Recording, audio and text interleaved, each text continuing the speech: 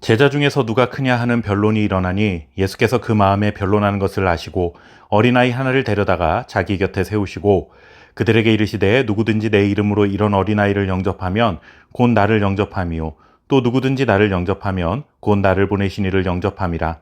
너희 모든 사람 중에 가장 작은 그가 큰 자니라. 아멘. 우리가 살아가는 세상은 참으로 경쟁이 치열합니다. 경쟁하는 것 자체를 두고 좋다 나쁘다 평가할 수는 없는 일이지만 솔직히 경쟁에서 이겨야 살아남는다 하는 이 기본적인 생각이 우리 마음속에는 다 있습니다. 그런데 경쟁에서 이기기 위해서는 남들보다 더 노력해야 하고 더 빨라야 하고 더 높아야 하기 때문에 늘 비교의식 속에 살아갈 수밖에 없고 그것이 큰 스트레스가 되는 것도 사실입니다. 이러한 경쟁의식, 비교의식은 고도화된 현대사회를 살아가는 우리들에게만 해당되는 것이 아닙니다. 예수님 당시의 사람들, 심지어 예수님의 제자들도 이러한 경쟁의식, 비교의식을 가지고 살았던 것을 볼 수 있습니다. 제자들 사이에서 제자들 중에 누가 크냐 하는 논쟁이 일어납니다. 12명의 제자 공동체 안에서도 알게 모르게 서열을 정하고 싶은 욕망이 있었다는 것을 보여주는 것이죠. 이런 논쟁이 일어난 데에는 앞선 변화산 사건이 영향을 미쳤을 것으로 보입니다. 예수님께서 12명 중에 3명의 제자만 데리고 변화산에 올라가셨기 때문에 성경에 기록되어 있지는 않지만 동행했던 3명의 제자들은 어깨가 좀 으쓱하지 않았을까 하는 짐작을 해볼 수 있습니다. 자신들을 조금 더 특별한 자로 여겨주시는 것처럼 오해할 수 있는 상황이었던 것이죠.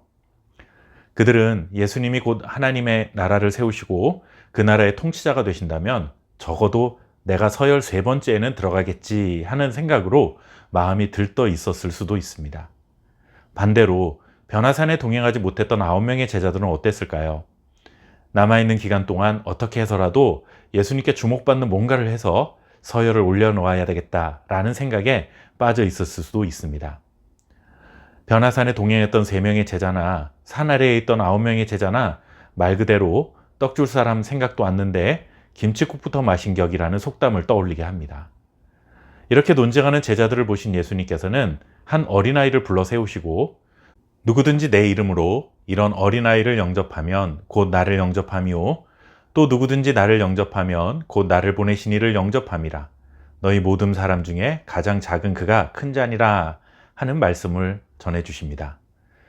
제자들의 논쟁에는 어떻게든 높은 자리에 앉으려는 그들의 욕망이 숨겨져 있었습니다. 할 수 있는 대로 높은 자리에 올라가서 높은 사람으로 대접받으려 하는 이 세상의 가치관에서 여전히 벗어나지 못한 제자들의 모습을 고스란히 보여주고 있습니다.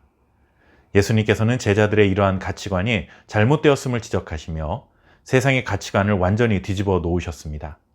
어린아이를 영접한다라는 것은 지금도 그렇지만 당시 사회에서는 인간관계 안에서의 상하 질서를 뒤집어 놓으시는 말씀을 하신 것입니다. 물론 어린아이를 우습게 보셨다거나 하찮게 여기셨다는 뜻은 절대로 아닙니다. 나이 어린 자가 나이 많은 자를 대접하는 것이 세상의 보편적인 모습, 이것을 말씀하신 것입니다. 예수님이 사시던 때는 지금부터 2000년 전입니다.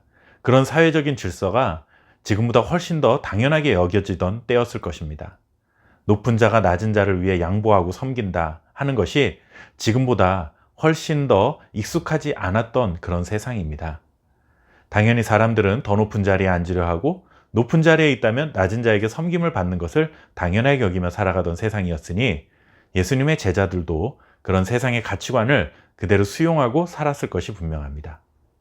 그런 제자들에게 예수님은 나보다 낮은 자를 섬기는 자가 하나님 나라에서는 오히려 높은 자라는 교훈을 전해주시면서 예수님을 따르는 제자들은 세상과 다른 생각과 모습으로 살아가야 한다는 것을 가르쳐 주셨습니다. 결국 이 말씀은 섬김을 받으려 하지 말고 섬기는 자가 되라 하는 교훈입니다.